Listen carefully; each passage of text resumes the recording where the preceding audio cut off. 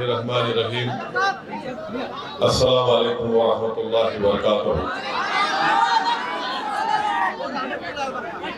बिहार के मजलिस इत्तेहादुल मुस्लिमीन के सदर वो रुकन असम्बली बरादर मोहतरम जनाब अख्तर ईमान साहब, मजलिस इत्तेहादुल मुस्लिमीन बिहार के जनरल सेक्रेटरी शरीक मोतबर इंजीनियर आफ्ताब साहब, मेरे भाई जनाब आदिल साहब, शहनशीन बतशरीफ फरमा जनाब हैदर बाबा साहब जो जिला सदर है, शमीम साहब, शाहिद साहब, राहिल साहब, शाहनवाज साहब, झारखंड के मजलिस इत्तेहादुल मुस्लिमीन के सदर जनाब शाकिर साहब, अमीरुल साहब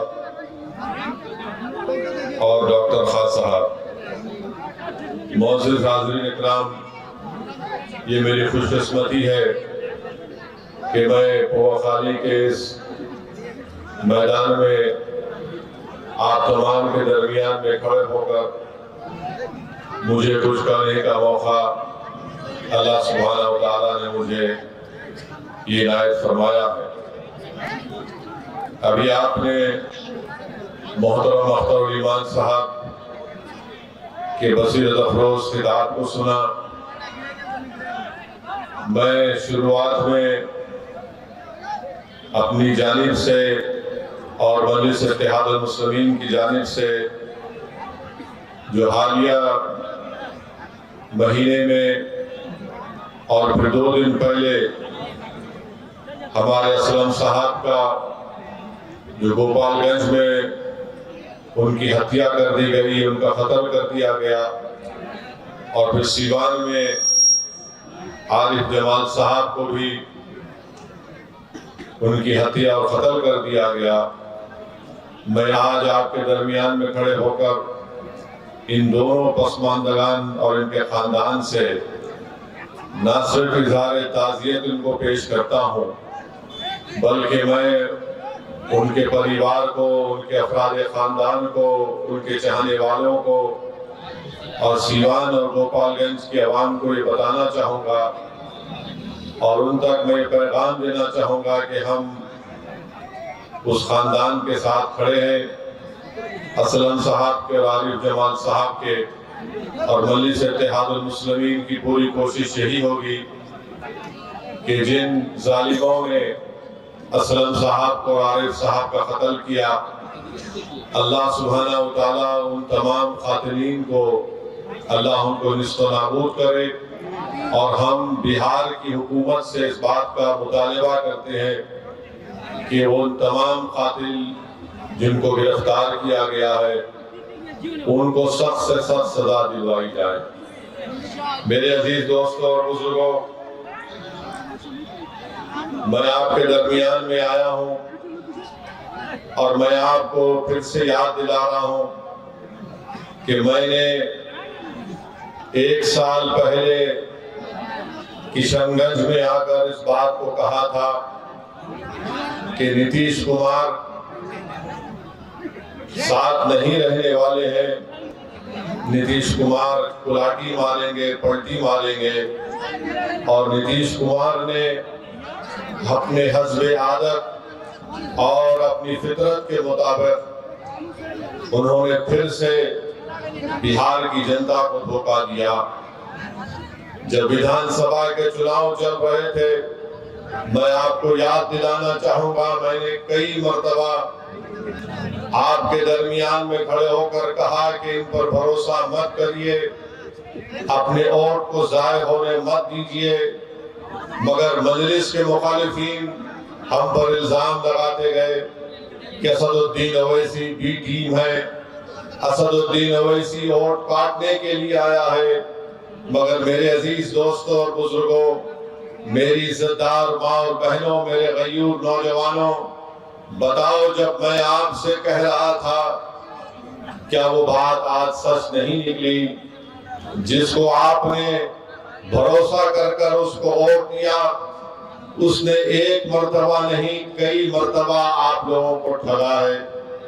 आपने सेकुलरिज्म के नाम पर, आपने बीजेपी को रोकने के नाम पर, मोदी को रोकने के नाम पर आपने वोट किया। मगर बताइए आज आप क्या देख रहे हैं? इल्जाम अख्तरुल ईमान पर लगता है कि अख्तरुल ईमान और असदुद्दीन अवैसी और आफ्ताब इंजीनियर बिहार में वोट तोड़ने के लिए आए हैं। मैं उनसे पूछना चाह रहा हूं, बताओ आज जिम्मेदार कौन है? आज जिन्होंने आपका वोट लिया और आपको धोखा नहीं दिया बल्कि आपके पीठ में खंजर घोंपा, आज जो सबके सब खामोश बैठे हैं, इसका जिम्मेदार ना सिर्फ नीतीश कुमार है बल्कि इसका जिम्मेदार तेजस्वी यादव भी है, इसका जिम्मेदार भारत के वजीर आजम नरेंद्र मोदी है। ये तमाम के तमाम तीनों पलटू मास्टर है, बोलते एक है और सत्ता के लिए कुछ भी कर जाते हैं। अगर हम चुनाव लड़ते हैं तो हम पर इल्जाम लगा दिया जाता है, मगर आज बिहार में बीजेपी अगर सत्ता में है तो इसका जिम्मेदार ना सिर्फ नीतीश कुमार है बल्कि इसका जिम्मेदार तेजस्वी यादव भी है कि आपने आज बिहार की जनता पर बीजेपी को मुसल्लत करके रख दिया। आपकी नादानियों और गलतियों की वजह से आज बिहार में आरएसएस मजबूत हो रही है। हम चुनाव लड़ते हैं तो हम पर उंगलियां उठाई जाती हैं, इल्जामात लगाए जाते हैं, मगर बताओ आज बिहार में अगर बीजेपी की सरकार बनती है तो इसका जिम्मेदार क्या अख्तरुल ईमान असदुद्दीन अवैसी है? हमारे 4 विधायक को इन्होंने तोड़ लिया। आपने मजलिस के उम्मीदवार को आपने अपने वोट और दुआओं से कामयाब किया। मजलिस के 4 विधायक को तोड़ा, ये बोलकर तोड़ा कि हम बीजेपी को रोकेंगे। बताओ तुमने क्या बीजेपी को रोका? तुम सिर्फ अपनी अना की तस्कीन के लिए तुमने मजलिस के 4 विधायक को तोड़ा।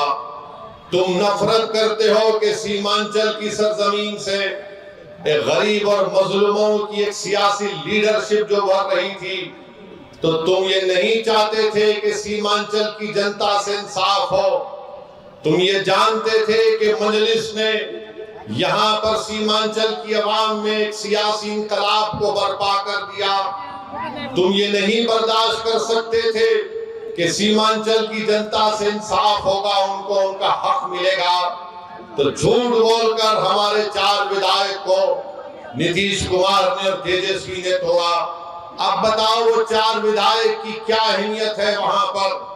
ना तो वो मुंह खोल सकते हैं, ना तो वो बगैर इजाजत के बैठ सकते हैं, ना तो वो बगैर कुछ सोचे समझे, इनके पास कुछ है ही नहीं। मगर मजलिस ने जो सीमांचल की सरजमीन पर जो एक सियासी इंकलाब को बर्पा किया, तो ये बात ना मोदी को पसंद आई, ये बात ना तेजस्वी को पसंद आई, ना ये बात नीतीश कुमार को पसंद आई। वो हरगिज नहीं चाहते कि सीमांचल से आपकी एक सियासी क़ियादत उभरे। वो हरगिज ये नहीं चाहेंगे कि बिहार में आपकी सियासी क़ियादत उभरे। बिहार में ये पैगाम दे दिया गया, बिहार में, भाई साहब रुकिए, बिहार में सिर्फ यही चाहते हैं कि यादवों का नेता हो, कोई गुनाह नहीं है। बिहार में कुर्मी कुशवाहा का नेता हो, कोई गुनाह नहीं है। बिहार में भूमिहार का नेता हो, कोई गुनाह नहीं है। बिहार में अप्रकाश का नेता हो, कोई गुनाह नहीं है।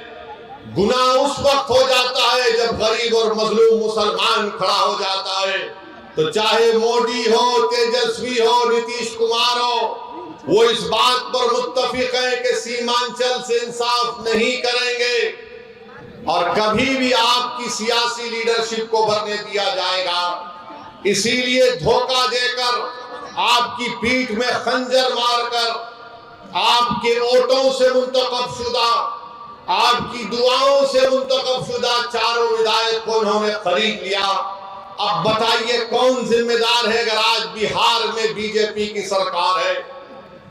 तेजस्वी से पूछेंगे तो तेजस्वी बोलेंगे चाचा हमको छोड़कर चले गए, नीतीश कुमार से पूछेंगे तो अल्फाज चाप चाप कर बोलेंगे, हम मर भी गए तो नहीं जाएंगे, अब कह रहे हैं कि हम यहीं रहेंगे। यानी नीतीश कुमार, अगर गिरगुट और नीतीश कुमार को सामने रखा जाए तो गिरगुट कहेगा कि मुझे इससे शर्म आती है। इतना रंग बदलते हैं नीतीश कुमार। सुबह में जो बोलेंगे शाम तक चाचा पलट जाएंगे। अरे जब तुम सत्ता में तेजस्वी चाचा के साथ आ गए तो बड़ा हाथ पकड़ कर चल रहे थे, गले मिल मिल कर बोल रहे थे कि हम ये कर देंगे, बताओ फिर क्या हुआ? क्या सीमांचल की जनता से इंसाफ हुआ? क्या सीमांचल में यहाँ पर आप ही के इस विधानसभा में यहाँ पर 2 अनुमंडल की जरूरत थी, क्या एक अनुमंडल खुला? 10वीं जमात के इम्तिहानात चल रहे, हमारे बच्चों को तकलीफ होती है, यहाँ की जनता को तकलीफ होती है, मगर सिर्फ खेल सत्ता का है और सिर्फ कोशिश यही होगी कि कहीं से भी किधर से भी सीमांचल की जनता से इंसाफ ना हो। मैं पहले भी आपसे कहा और आज फिर कह रहा हूं मेरे भाई, जब तक अल्लाह असदुद्दीन ओवैसी को जिंदा रखेगा मैं सीमांचल की लड़ाई लड़ता था, लड़ रहा हूं और इंशाअल्लाह ताला लड़ता रहूंगा। सीमांचल की आवाज कभी खत्म होने वाली नहीं है। अगर तेजस्वी और नीतीश ये समझते हैं कि हमारे 4 विधायकों को तोड़कर तुमने सीमांचल की आवाज को खत्म करके रख दिया, मैं बताना चाह रहा हूं नरेंद्र मोदी को, नीतीश कुमार को, तेजस्वी को, सीमांचल की आवाज कभी खत्म होने वाली नहीं है। तुम तीनों इस बात को सुन लो, जब 2024 के लोकसभा के इलेक्शन होंगे तो इंशाअल्लाह ताला भारत की सबसे बड़ी पंचायत लोकसभा में सीमांचल की जनता अपने इंसाफ के लिए, अपने मान और सम्मान के लिए, अपनी गीरत के लिए सीमांचल की जनता इंशाअल्लाह ताला अख्तरुल ईमान को यहां से अपना एमपी बनाकर लोकसभा में बुलाएगी और अख्तरुल ईमान सीमांचल जिंदाबाद का नारा लगाएगा, लोकसभा में सीमांचल के इंसाफ की बात करेगा। अरे बताओ तुम कब तक धोखा दोगे सीमांचल की आवाम को? तुमने क्या किया? बोलते हैं कि हमने विकास किया, बताओ वो उर्दू टीचर का मसला 2012 से चल रहा है, तुमने कौन सा विकास किया हमको बताओ? तुमने क्या उर्दू टीचर को भर्ती किया? नहीं किया आपने। मेरे भाई आज आप देखते हैं कि देश में, मुल्क में किस तरह का माहौल है, फिरका परस्ती अपने रूज पर है। नरेंद्र मोदी ने भारत की राजनीति से मुस्लिम अक़लियत को बिल्कुल ही दूर करके रख दिया। आपकी आवाज कहां है बताओ? आपकी आवाज कहां पे आपको नजर आती है? ये आपने जिसको अपना एमपी बनाकर कामयाब किया, क्या आपने कभी इसकी जबान से सुना भारत की पार्लियामेंट में सीमांचल की आवाम से इंसाफ होगा? क्या तुमने कभी सुना कि इसने कभी पार्लियामेंट में उठकर एक लफ्ज कहा बाबरी मस्जिद का? अरे जो मुझ पर इल्जाम लगाते, मैं तुमको चैलेंज कर रहा हूं, तुम कल प्रेस कॉन्फ्रेंस करके बाबरी मस्जिद का नाम ले लो।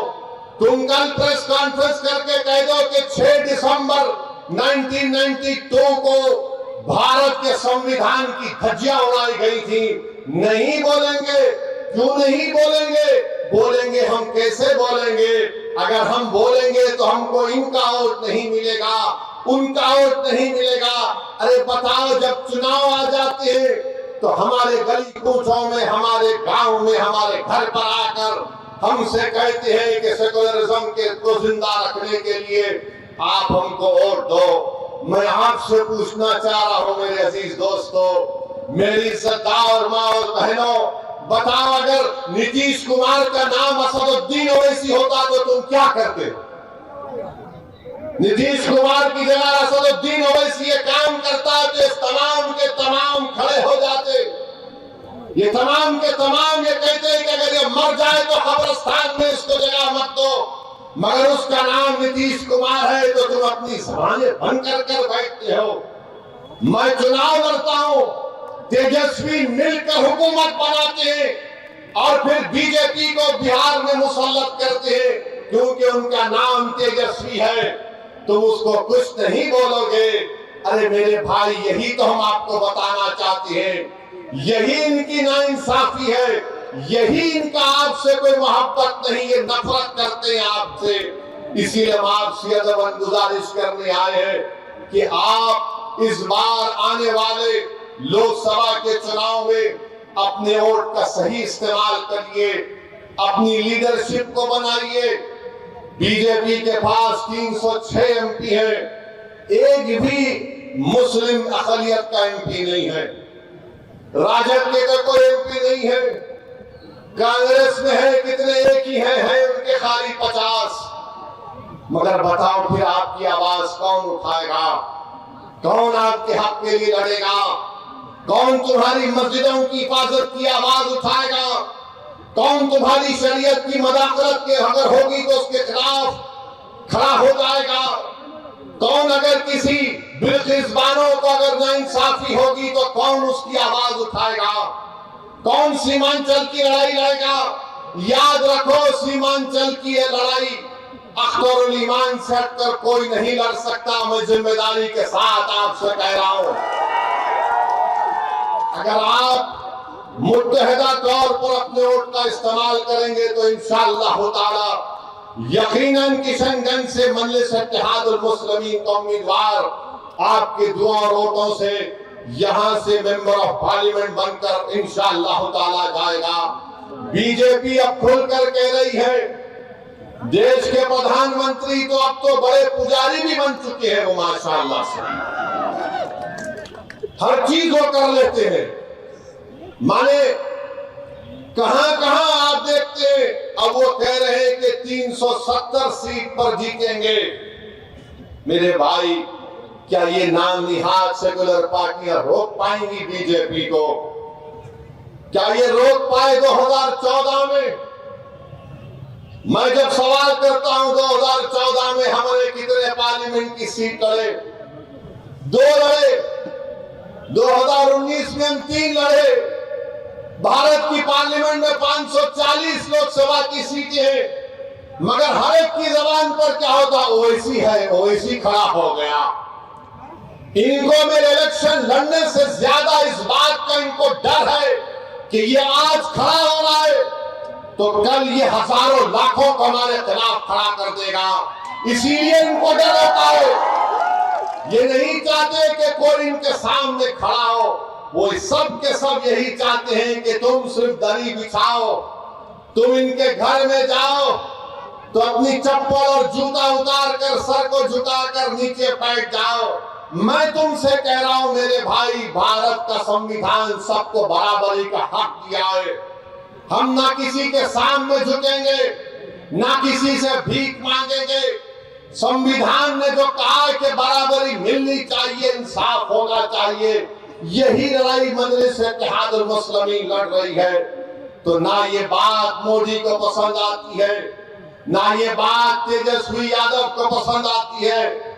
और नीतीश कुमार तो माशाल्लाह मैं सुनता हूं, नहीं मालूम अख्तर भाई सही बोलेंगे, अभी अब शाम के 5 बज रहे हैं तो नीतीश कुमार बोलते नहीं सुबह के 5 बज रहे हैं।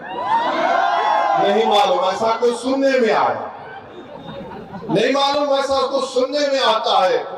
सच क्या है झूठ क्या है मुझे नहीं मालूम, मगर मेरे भाई, मेरे बुजुर्गों, मेरी इज्जतदार माँ और बहनों, देश में जो माहौल पैदा किया जा रहा है, इस माहौल को रोकना है आपको। इस माहौल को आप सिर्फ जज्बाती तकारीर और नारों से नहीं रोकेंगे। इस माहौल को अगर आपको रोकना है तो आपको अपनी लीडरशिप को मजबूत करना पड़ेगा। ये जो नफरत का माहौल पूरे देश में पैदा कर दिया गया कि अगर कोई तकरीर करता है मौलाना, कोई शेर पढ़ता है मौलाना, तो उठाकर उसको जेल में डाल दिया जाता है। मैं पूछना चाहता हूं गुजरात की सरकार से कि तुमने एक मौलाना को पकड़कर मुंबई से पकड़कर गुजरात लेकर गए, मगर वही गुजरात में कई ऐसे वीडियो हैं जहां पर ये जालिम लोग वीडियो में आकर कहते हैं कि मसदुद्दीन ओवैसी को गोली मार देंगे, इसकी जबान को काट लेंगे, इसकी सर को काट देंगे, मगर उनको कोई हाथ नहीं लगाया जाता। मगर कोई एक शेर पढ़ देता है तो उस अशार के गलत माने निकाल कर मुंबई से मौलाना को लेकर चले जाते हैं, 3-3 मुकदमे उन पर बुक कर दिए जाते हैं। मगर हम बीजेपी के लोगों से कहना चाह रहे हैं, तुम क्या कर सकते, तुम सिर्फ जानी को ले सकते हो ना, तुम जानी को ले सकते हो और क्या कर सकते हो। अगर मेरे मुकद्दर में जो लिखा अल्लाह ने लिख दिया वो तो पूरा होकर रहेगा, मगर जब तक हम जिंदा रहेंगे हम बातिल को बातिल कहेंगे, हम बातिल से समझौता नहीं करेंगे, हम बातिल को खुश करने के लिए अपनी पॉलिसी को लचकदार नहीं बनाएंगे। हमारा काम यह है मेरे अजीज दोस्तों और बुजुर्गों कि हम हक को कामयाब करें और हक की कामयाबी का राज आपका इत्तेहाद है। याद रखिए, कब तक आप सेकुलरिज्म के नाम पर ठगे जाएंगे, कब तक आप सेकुलरिज्म के नाम पर इनको वोट देंगे और वो बीजेपी को बिहार में सत्ता देंगे। मैंने 2015 में भी कहा था तुमसे, मगर तुमने मेरी बात पे यकीन नहीं किया। मैंने 2019-20 में भी कहा था, मगर आपने मेरी बात को नहीं समझा। कम से कम अब तो समझ जाओ। याद रखो, तुम अपने मुकद्दर के फैसले कर सकते हो, तुम में इतनी ताकत है कि मुस्तकबिल में तुम्हारे हक में जो फैसले लिए जाएंगे तुम खुद उसको कर सकोगे। अगर आज आप मुत्तहिद होकर अपने वोट का इस्तेमाल नहीं करेंगे तो नुकसान आपका होगा, नुकसान सीमांचल की गरीब जनता का होगा। ये आवाज को उठना चाहिए मेरे अजीज दोस्तों और बुजुर्गों। आप देखते हैं कि भारत की पार्लियामेंट में हर मसले के ऊपर मजलिस इत्तेहादुल मुस्लिमीन के अरकान पार्लिमान अपनी आवाज को उठाते हैं। किशनगंज में अलीगढ़ मुस्लिम यूनिवर्सिटी का मसला मजलिस के एमपी उठाते हैं। मसाजिद का मसला 500-600 साल की मेहरौली की मस्जिद को शहीद कर दिया गया। क्या आपके किशनगंज के कांग्रेस के एमपी ने मुंह खोला? नहीं बोल सके। किसने बोला? मजलिस इत्तेहादुल मुस्लिमीन ने उसकी आवाज उठाई। आप देखते हैं बिल्किस बानो का मसला हुआ, किसने पार्लियामेंट में उसका मसला उठाया? मजलिस ने उसको आवाज उठाई इंसाफ के लिए। तो मेरे अजीज दोस्तों और बुजुर्गों, मेरी आपसे सिर्फ यही अपील है कि आने वाले लोकसभा के चुनाव में आप मुत्तहदा तौर पर एक अच्छा फैसला लीजिए।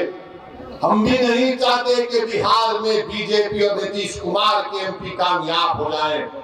हम तो शुरू से कोशिश कर रहे हैं रोकने की, मगर जो लोग आपका वोट लेकर मोदी के गोद में बैठकर चाय पीती है, कभी आप इनसे भी तो पूछो कि तुमने हमारा वोट लेकर तुमने कैसे बीजेपी को सत्ता दे दी बिहार में।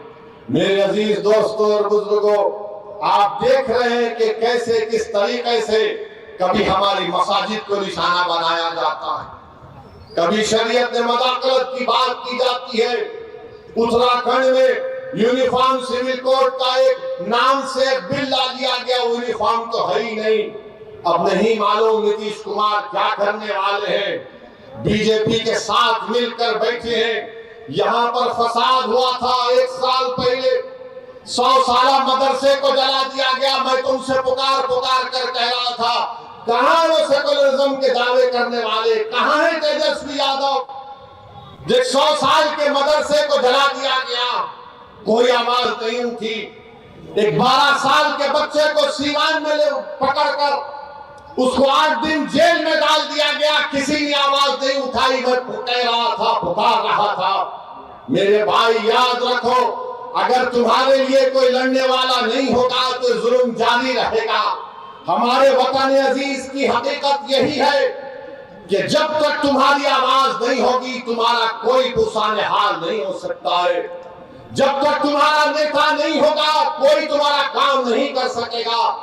आप बताइए, इतनी बड़ी तादाद में सर्वे हो गया, का सेंसस हुआ, जो अख्तर भाई ने मुझे यहां पर बताया कि इतना बड़ा सर्वे यहाँ पर हुआ सुरजापुरी बिरादरी का।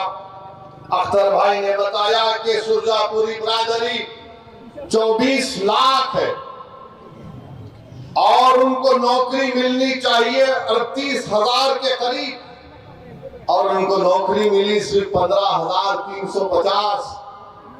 क्या सुरजापुरी भाइयों ने कि फिर फैसला कर लेंगे कि तुम इनको वोट दोगे? सोचो आपको मैं बुरा लगता हूं ना, इनकी मेरी बात बुरी लगती है, तो ये तो गवर्नमेंट कह रही है, ये मैंने अपने घर से बनाकर नहीं लाया हूं, ये बिहार सरकार का डेटा आदादोशुमार है। हमारे शेरशाहबादी भाई जिनकी आबादी 13 लाख है, उनको नौकरी मिलनी चाहिए 20,421 और नौकरी उनको मिली सिर्फ 5,734। मैं हमारे गयूर शेरशाहबादी भाइयों से पूछना चाह रहा हूं, तुम किसको अपना जिम्मेदार खड़ा करते हो? मेरे भाई कुलैया भाइयों की आबादी 12 लाख है, उनको नौकरी मिलनी चाहिए 12,904 और नौकरी मिली 6,750। अब कौन क्या करोगे तुम? ये जो दलाल फिरते हैं हमारी कौम के दलाल, अरे दलालों अभी तो अपना मुंह काला करके घर में बैठ जाओ। बरसों से धोखा दिया गया है, बरसों से धोखा दिया गया। ये मैं नहीं कह रहा हूं, बिहार सरकार कह रही है। सुरजापुरी बिरादरी को नौकरी नहीं मिलेगी तो सेकुलरिज्म की कामयाबी है। शेरशाहबादी को नौकरी नहीं मिलेगी तो क्या मोदी को रोका जा रहा है? कुलैया बिरादरी को हिस्सा नहीं मिल रहा है मगर तेजस्वी मुख्यमंत्री बनेगा? अरे शर्म करो, अपने बाप का नाम मिट्यामलीत मत करो। अगर अभी भी तुम्हारे दिलों में जो धोखा देकर चले गए, अगर तुम्हारे दिलों में गीरत बरकरार है तो सोचो कि किससे धोखा हो रहा है। वोट तुम्हारा मगर राज किसी और का हो रहा है। कितना वोट लिया सुरजापुरी भाइयों का, कुलैया भाइयों का, शेरशाहबादी भाइयों का, और क्या मिलता है? कुछ नहीं मिलता, सिर्फ वादे मिलते हैं और चुनाव आएगा तो बोलेंगे सेकुलरिज्म को जिंदा रखो। सेकुलरिज्म को जिंदा रखने का मतलब यह है कि या तो तेजस्वी को मुख्यमंत्री बना दो या नीतीश को बना दो और तुम घर में जाकर रोज अपनी तबाही और बर्बादी के नजारों को देखते रहो। चुनाव आएगा तो बोलेंगे वैसी वोट काटने आया है, इसको वोट मत दो। तो इसका मतलब यह है कि सीमांचल में नाइंसाफी जारी रहे, लाखों एकड़ जमीन पानी के बहाव में कट जाए, किसानों को उनका हक ना मिले, हमारे बच्चे और बच्चों को स्कूल और कॉलेज ना मिले। मेरे भाई, ये सच्चाई आपको बयान कर रहा हूं, इसीलिए तो सब के सब हम पर गाली लगाते हैं, हम पर इल्जाम लगाते हैं। मैं सच्चाई को तुम्हारे सामने बयान कर रहा हूं। मैं पोखाली की जनता से और बहादुरगंज की जनता से अपील करने आया हूं, ठाकुरगंज की जनता से अपील करने आया हूं कि आप अख्तर अली मान को मजबूत करिए। जब मैं ये कह रहा हूं सुनिए, मैं ये नहीं कह रहा हूं कि अख्तर अली मान की जात को मजबूत करो, मैं तुमसे नहीं कह रहा हूं कि ओवैसी को मजबूत करो, मैं ये कह रहा हूं कि अपने आप को मजबूत करो। और मजबूती कैसे होगी? जब आप अपने वोट का सही इस्तेमाल करेंगे। आप देख नहीं रहे कि कितने बड़े बड़े नेता कांग्रेस के बीजेपी में चले गए। महाराष्ट्र का मुख्यमंत्री रहा अशोक राव बीजेपी में चला गया। बोलो उसके बारे में, बीती नहीं बोलते उसको। कितने भाग भाग कर बीजेपी में जा रहे हैं, उनको कोई कुछ नहीं बोलेगा। मगर जब ओवैसी आकर सीमांचल जिंदाबाद, सीमांचल इंसाफ की बात करता है तो इनके पेट में दर्द शुरू हो जाता है। जब अख्तर अली मान बिहार की विधानसभा में गरीब और मजलूमों की आवाज बनकर उनके हक की बात करता है तो उनको पेट में दर्द शुरू हो जाता है। तेजस्वी यादव को जरा सोचना चाहिए था कि जब तुमको मजलिस की जरूरत पड़ी तो अख्तर अली मान को बुलाया और बोला कि अख्तर भाई हमारा साथ दे दो, तेजस्वी, तुमने जो 4 गुलाब जामुन समझकर हमारे विधायक को खा लिया, वो हजम कर गए तुम उनको? क्या किया तुमने उन चारों का? कहां मुंह दिखाने के काबिल नहीं रहे वो लोग? आज अख्तर अली खान से कह रहे, अरे हमने पहले दिन से कहा था कि हम बीजेपी से कभी समझौता नहीं करने वाले, हम कभी समझौता नहीं किए, ना करेंगे कभी इंशाअल्लाह ताला। 2 मरतबा नीतीश कुमार को तुमने मुख्यमंत्री बनाया और 2 मरतबा नीतीश कुमार ने बिहार की जनता को धोखा दिया और बीजेपी को सत्ता दी। मगर बताओ, इनकी जबानें बंद है, जबानें बंद है, कुछ नहीं कहते। मगर मेरे अजीज दोस्तों और बुजुर्गों, हम आपसे सिर्फ यही अपील करने आए हैं कि आने वाले लोकसभा के चुनाव में नरेंद्र मोदी के 370 का वो जो दावा कर रहे हैं, उसको रोकने के लिए, सेकुलरिज्म को हकीकी कामयाबी दिलाने के लिए, सीमांचल में इंसाफ की लड़ाई लड़ने के लिए, बिहार के गरीब और मुस्लिमों के ताकतवर आवाज को पार्लियामेंट में पहुंचाने के लिए, वतन अजीज के गरीब और मजलूम अक़लियतों की आवाज को बिहार से पार्लियामेंट तक भिजाने के लिए हम आपसे ये अपील करने आए हैं, गुजारिश करने आए हैं कि आप अब की बार मजलिस को वोट दीजिए। जो लोग सेकुलरिज्म की बात करते हैं वो सिर्फ तुम्हारा वोट लेना चाहते हैं और उसके बाद वो बीजेपी को इख्तियार देना चाहते हैं। तो हम आपसे अपील कर रहे हैं कि आने वाले लोकसभा के चुनाव में आप मुत्तहिदा तौर पर अपने वोट का इस्तेमाल करते हुए अपनी आवाज को लोकसभा तक भिजाइए ताकि आपके इत्तेहाद। तेजस्वी ने यही कहा था सर कि डेवलपमेंट का। हाँ, ये जो तेजस्वी यादव है यहीं पर कहा था सीमांचल डेवलपमेंट बोर्ड बनाएंगे, कहा था ना, यही कहा था।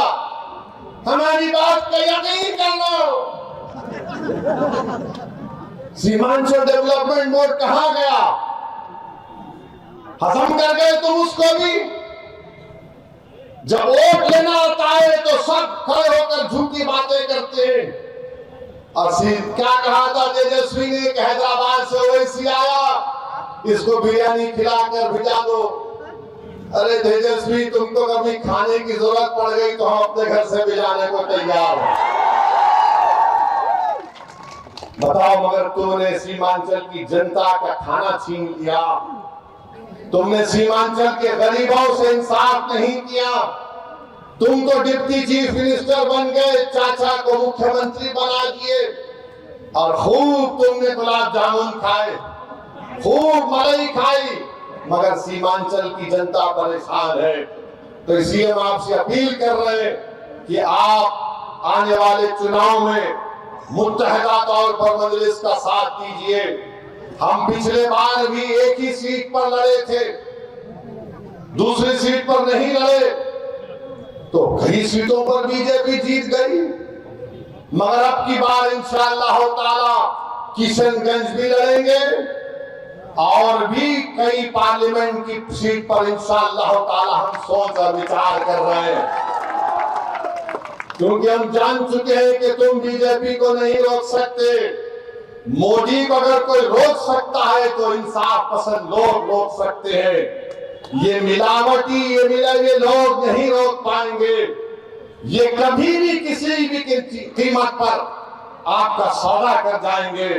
तो हम आपसे अपील कर रहे हैं कि अपने मुत्तहिद रहिए, मजलिस को मजबूत रखिए, क्योंकि मगरिब का वक्त भी होने जा रहा है।